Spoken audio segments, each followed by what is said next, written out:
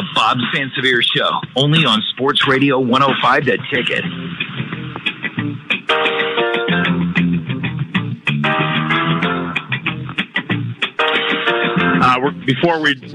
We're joined by Tom Moore from VikeFans, VikeFans.com, at VikeFans on Twitter.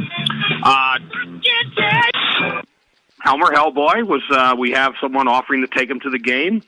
Chad said he could be his date. Now, Chad, we know, Chad from Blaine. Mm-hmm. He's been in here with us, and he, there'll be no hanky-panky because, Chad I think he's a married fella, but that was a nice offer. You going to take him up on it? I might have to call him. I have his contact information now.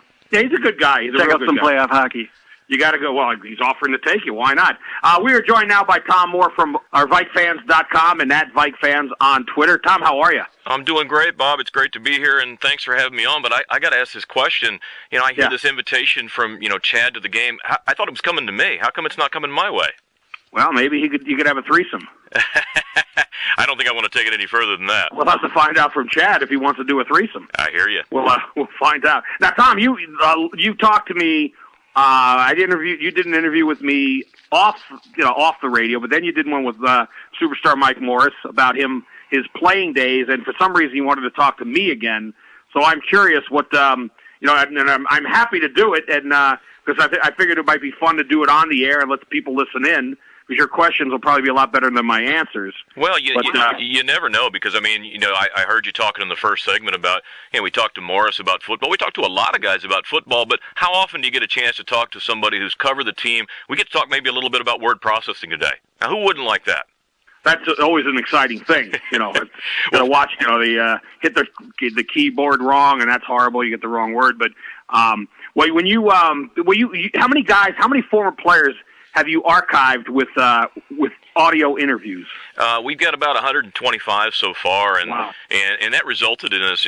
Obviously, you were participating in the Brad Johnson NFL Alumni NCAA Bracket Challenge. By the way, because I didn't check after the game. I knew that I had Duke and Duke won, but I never saw where I finished. So the good news is you finished 23rd, and Brad actually sent his congratulations because you beat the likes of Ben Holson and Mike Morris. And, I got to tell you, Holson especially has to be stewing in his juices because he kept telling me he'd be happy finishing second to last if he just beat you. And he wasn't even close. He was 66th. Well, it doesn't shock me. But at 23rd, there's no pride in that. You don't win it. What good is it? Well, I understand that, and it's how did Brad do? What did he finish? He finished pretty good, didn't he? No, he was below you. He was 26th. Because he picked Kentucky, didn't he? He did pick Kentucky. A lot of people did that, and it was the craziest thing because at one point, guys like you had 90. You had almost 100 people in this, right? We did. We had 99 people. We actually had one guy who picked Notre Dame. He could have gone from last to first, and of course, that didn't quite work out for him. No. Now, was everyone ahead of me at Duke on Duke also, or did it work out? They just had better early rounds. A little bit of both.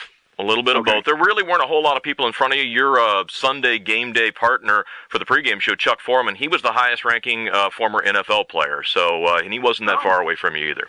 Oh, so it was like a tie for 23rd. I wasn't the only one. Oh, yeah, so it wasn't that bad. It was like if somebody finished first, or a bunch of people finished first, and then I was second at 23rd. As the famous Ricky Bobby said, if you're not first, you're last. I agree with him. Well, I'm right there with him. You'll appreciate this, that, one of the players, part of the fun was the trash talk that the former players were giving each other and some of the fans, and it was all in good nature. But one of them said about Mike Morris, it was one of his former offensive line mates, what they said about him was they said the superstar Mike Morris, he sets low personal standards, then he consistently fails to achieve them. Was that Stussy? Was it somebody else? Think Jeff Christie. Oh, it's Christie. Does Mike know that? Have you told Mike that? Oh, yeah, he's aware of it. Oh, that's funny. He stopped talking because he was languishing around Todd Stussy, who finished 97th. Stussy finished 2 from the bottom? It was ugly for him. But I got to tell you, though, when you look at it, the basketball is really a fun diversion. But, Bob, this is a Vikings town. It's great to hear about the Wild. The Twins are starting out. And, there's this pain. Great to hear about them. Yeah, well, it's a painful lull between the first wave of free agency and the draft. And people are starved to talk a little about Vikings and Mike Zimmer's team. If that's okay with you, I want to pick your brain about the Vikings. Go ahead, let's go. Well, before we talk about 2015, Bob, I know you've been covering the team for a long time. And the Let's Deckle error, ERROR. Wow, 1984. So, there are a number of unique behind-the-scenes stories I'm sure you're aware of. So from your perspective, and all those times you've been around the Viking franchise, what's the funniest thing that you witnessed either on the field or in the locker room that maybe the casual fan might have never heard about? Well, one of the things was, and actually we had Keith Millard on last week, and I forgot to bring this up to him. I did bring up to him, and we had a laugh over it when he was, back in the days, that was when they had projectors, film, they actually had real film, and they watched it on a movie projector. He's sort of stomping through the parking lot, and I say, hey, Keith, you got a minute? He looked at me and said, get away from me, I'll kill you. And I didn't disagree with Keith. He was early in his tenure, and I got to admit, I got along great with Keith, and I get along great with him now. But we both had a laugh about it because that. But the thing is, and this involves Keith Millard too. When at practice one day in Mankato, I'm sure you've heard of this story. There was a little bit of a fight between Monty Kiffin, Lane Kiffin. He's certainly been a well-known coach at college and the NFL. But Monty Kiffin is Lane's dad, and Millard were going at it. And right after the lunch break, there's no Kiffin, there's no Millard. People are wondering where they are. Then up on top of the roof, you see the two of them like hand-to-hand combat, struggling. Then you don't see them. They back off from the edge of the roof. Then you see a body thrown off the top of the roof, dressed like Monty. So that was pretty funny, actually. That lightened the mood at a dreary training camp in Mankato. But that was kind of fun, where it was Millard throwing presumably throwing Monty off the roof of Gage Hall, which no longer exists down in Mankato. That was a lot of fun. How did Bernsey react to that? Oh, Bernsey, he knew it. The players didn't know about it, but the coaches did. He thought it was funny. Bernsey's also another one. When you hear people like I guess you can go to any group at all or any country, they have like a really weird, crazy dance that they do, where they just hop around and, like an Irish, you hear like an Irish jig or there's something, but it was some sort of a hybrid of every type of dance you could imagine. Bernsey is deathly afraid of snakes and spiders. And this was actually during a practice. Scott Studwell stuck a snake, like it was a rubber garter snake, or looked like one, into Bernsey's jacket. They had the button-up jacket when they were at practice. It was a little windy out. Right. Bernsey reaches in, pulls it out, and he just started dancing. It was hilarious to see him do that. Now, I never did witness this because this happened back at Midway Stadium, and this is another Jerry Burns incident. Bernsey would pick up coins. If he found a coin on it, there was apparently a lot of coins on the field at Midway, but there also were a lot of coins that Fred Zamberletti just threw on there, so Bernsey would pick them up. So they got a kick out of watching him, and he showed me the collection of coins. He had them in his drawer. Well, it's a form of retirement fund for him, I guess. Well, there is that. That could be, part of it too. But, in the locker room, a lot of stuff happened in that locker room that the media is not going to see. One thing that I personally found amusing, I was interviewing Chris Kluwe, and when I talk to Kluwe, he's a punter. Who cares about what he thinks about the X's and O's? So I'm talking to him about it because his band was going to be playing, and I was just talking to him about that. So this guy's there, one of these .com guys. No offense, Tom, because I know you have a .com site, VikeFans.com. We're talking to Tom Moore here. But what he did, the guy's standing there, and then when I finish, he goes, now we can talk some football. You really want to talk some football with a punter?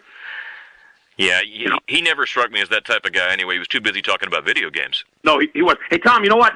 If you want to ask the question now or wait till we come back, because we have to take a quick break, and then we'll come back with Tom Moore from VikeFans.com. He's hit me with a few questions about your Minnesota Vikings.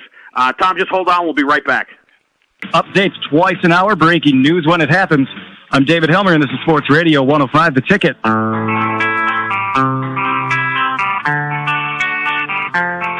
We are back, and we have to chart. We have to, when it's all said and done, we have to see who loses. 4 points/runs. The Timberwolves or the Twins are down 9-zip and through 7.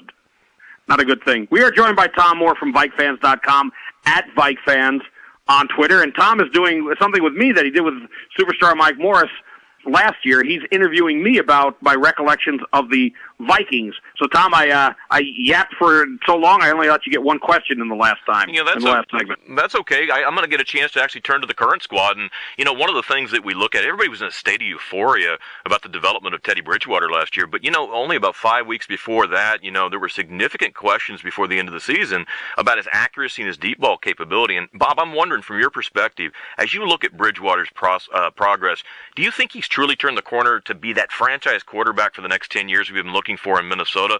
And what worries do you have about this sophomore season coming up with him? Actually, I think he is going to be a franchise quarterback. I think when you look at where he was taken, they moved up to get him with the last pick of the first round. He's the steal of the draft. And I do think there was one, and you may remember the game where he had a bad deep pass. But I think other than that, he threw the ball pretty good. And here's what impressed me about it. He came in without Adrian Peterson. If he had Adrian Peterson, his first year would have been a lot easier. These were not great running backs. Asiata and McKinnon. I mean, I think McKinnon could be okay, but he didn't have running backs that were going to take heat off. Teams knew if they stop him, they're going to be in real good shape. The emergence of Charles Johnson was a big deal for him. And I think, though he didn't have a lot of catches, I think Greg Jennings helped in his development. And I'm curious to see if he will be missed as much for what he was able to do off the field as on, and didn't do a lot on the field for Bridgewater. But I do think he helped the other receivers. I'm not sure Mike Wallace will be that type of a mentor for other receivers. I'm sure he won't be, actually, as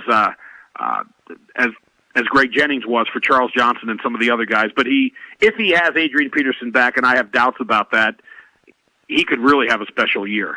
Well, and I think just as the second year, I don't think we're going to see a sophomore slump. Yeah, you mentioned Charles Johnson emerging, and of course Mike Wallace is the deep threat. But the guy, everybody talks about the enigma of Darrell Patterson.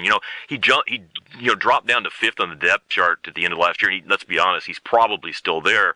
What can this team possibly do to take advantage of some clear athletic abilities he showed in his rookie season? And how do you see his role playing out in 2015?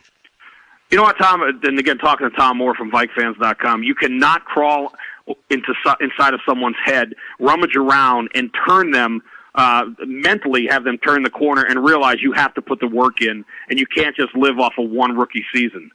I mean, there's a world of talent there, but he has to be willing and want to tap into it and work to tap into it. And there was no indication last year of him doing that.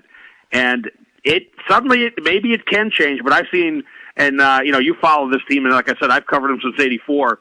I've seen a lot of guys come through. The one that for his sake, I hope he doesn't turn into on the field. Off the field, there were other issues, but on the field, another Buster Rhymes. Because Buster Rhymes had the same kind of talent as Cordero Patterson. Great athlete and certainly terrific kick returner. And that's really all Buster was able to contribute to this team. And he reminds me a lot of the way he performs on the field. And again, people who remember Buster's off-field issues, I'm not in any way referencing that. Just on the field, great talent, but didn't live up to it and was gone in a few years after a few years in the league. There's a finite number of guys who can make it purely returning kicks. Yeah, it's funny you say that because Rhymes did have great success that first year he was here, and that's what I worry about with Patterson because he was explosive on kickoff returns his rookie year. Last year, I don't know if he lost a step or he lost interest, but something definitely happened last year. Well, you got to tell him, don't start running when you're 9 yards deep. Mm-hmm. That I think was a mistake too, because he winds up running, at 25, almost 30 yards, and he's still at the 20. Yeah. That doesn't do you any good. Just take the knee. Because you're risking getting hurt and also risking losing the ball. Absolutely. One of the things you mentioned is Teddy didn't have the benefit of having a really great running game. He's got kind of some functional backs. But Adrian Peterson met with the commissioner in New York yesterday about his reinstatement to the league. And based on what you know, is there any chance he isn't reinstated to the NFL on or before April 15th? No, I'm sure he'll be reinstated. But it doesn't really matter because what matters is that he can be part of training camp. And I don't think it's coincidence that the Dallas Cowboys worked with Tony Romo to open up $12 million in cap space. A lot of people I know seem to think, and I think, and I'm guessing you do too, you're in Texas, right? That's where you live? That's right. This is a ploy by the Jones, it's not just Jerry Jones now, it's Steve Jones, his kid, that they're trying to open up the cap room to make a deal with the Vikings. And I think they can get a deal done, but they need to move off of, I had heard a couple of months ago that they balked at like a second and a 4. I wouldn't take less than a first-round pick for Adrian Peterson, particularly where the Cowboys would be picking. it's not like they're getting a top 10 pick out of the Cowboys. So I think that I do think they're going to get what they want. They just have to, the more time goes on, the more desperate Jerry Jones is going to get because he needs to have Adrian Peterson. Yeah. And you mentioned Peterson. I mean, one of the things he said is he's gone out there and said the media's been unfair to him, specifically the Minnesota media. And I'm curious, how do you respond to that? I mean, when the media all around the nation are really saying the same things that the Minnesota press is, why is Peterson so focused on being shortchanged by the Minnesota folks? You know what? He needs to grow up, quite frankly, because and also stand up and behave more. If everybody talks, he's a man. Well, behave like a man. Don't say, "Well, my wife doesn't like it. She's upset with things that happen." Don't have your agent Ben Dogra speak for you and say, "We want out," or "Adrian wants out." Of course, he wouldn't be saying these things unless Adrian Peterson put him up to it. What does Adrian think? People are stupid that they think that it's that he wants to come back and then his agent and his wife don't. He's getting them to do his speaking for him. Say it yourself if you don't want to be here. It might actually carry a stronger message to the team, even though they know what's happening. And let's go back to the ground zero on this. Why did it start in the first place? Because they took a stick and beat a 4-year-old with it. That's what started all of this. And we've talked about it before, and I don't want to, I don't want to come down harsh on Adrian Peterson because I've done quite a bit of that. But it's all his own doing, and if he wants out, don't keep having people say it for you. Say it yourself. Yeah, and it's funny. Obviously, to me, Ben Dogra, his agent, a little bit like kind of that yippy dog all the time. And Bob, I was curious, has your agent ever told the ticket that you're uneasy here in Minnesota because you got leverage? I hear Normandale Community College, they're looking for a weekend sports guy. As if I can afford an agent. Now, Tom, words hurt, Tom. Words hurt. Well, Tom Moore from VikeFans.com and at VikeFans on Twitter. Listen, I know you got a packed show today, so I wanted to make sure before we had a chance to close out our conversation, I want to do something with you called Quick Hitters, and it's basically I'm going to give you 4 or 5 statements here and get your concise thoughts on each. You ready to go? Hit it. All right. Wait, my phone is ringing from Normandale. Hold on. There you go. Go ahead. No, go ahead. All right. Audie Cole is the starting middle linebacker in 2015. I thought he should have been the starting middle linebacker in 2014. Okay. Why is he not getting a shot, Bob? I don't have an answer for that. There's got to be something about what he does in practice that is not impressing the coaches, because all I know is when he's been on the field, he's looked pretty darn good. Yeah. Good or bad, and why? Brett Favre coming to Minnesota in 2009. Good. You wanted a why? Yeah, give me a why. Took him to the NFC Championship game. They made Sidney Rice a lot of money. Sidney must love him. Well, here's a good one for you. True or false? The Minnesota Vikings will win more than 8 games in 2015. I'm hesitating there because I thought they would win more this past year. If they keep Adrian Peterson, I would say that would be an absolute. I think that I think Teddy though can still lift them over 500. Yeah, I think that could happen. All right. If Mike Zimmer is he the guy to finally lead the Vikings to that elusive NFL championship? And if he is, when does he do it? Well, what you mean is the elusive championship that puts you into the Super Bowl. I think they're still a little bit away from that. The draft would have to have a big part. They do need to get. I don't think that they're where they need to be with receivers. If you're building the team around Teddy and as a running back, Adrian Peterson certainly he would help. But they do need to get more out of that defense, and I think they really have to make more moves. You can't bring in a 36 or 37-year-old cornerback and think you're solving your secondary problems. They need a safety, and they still need another starting cornerback. And also, they do need a middle linebacker. I think Audie Cole should get the shot, but Mike Zimmer knows a lot about defenses than either of us. We don't have all the answers, though, when it comes to a player like him. No doubt. Well, the last 2 are about actually former Vikings. True or false? Christian Ponder develops into an NFL starting quarterback in Oakland this year. No, I think what he's going to develop into is a good sideline reporter and cover games with his wife. Okay. And finally, what is the Las Vegas over and under on the number of weeks it takes Percy Harvin to throw an Olympic weight plate at Rex Ryan's head in Buffalo? Well, that's a good one. I'm going to go with week 4. There you go. Everybody look for it. Put your money down in Vegas. The odds will be starting any day now. Tom Moore from VikeFans.com, at VikeFans on Twitter. Tom, that was fun. Thank you for taking part in that and inviting me to do it for you. It was a lot of fun. We appreciate you taking the time as well. All right, we appreciate that. We're going to take a quick break, come back with our Wednesday Gophers segment, and we are going to talk with Matt Limegrover, the Gophers offensive coordinator, offensive line coach, assistant head coach, or you can go assistant head coach, offensive line coach, offensive coordinator. There's so many titles, you don't know where to start with it. But we will be back with Matt Limegrover.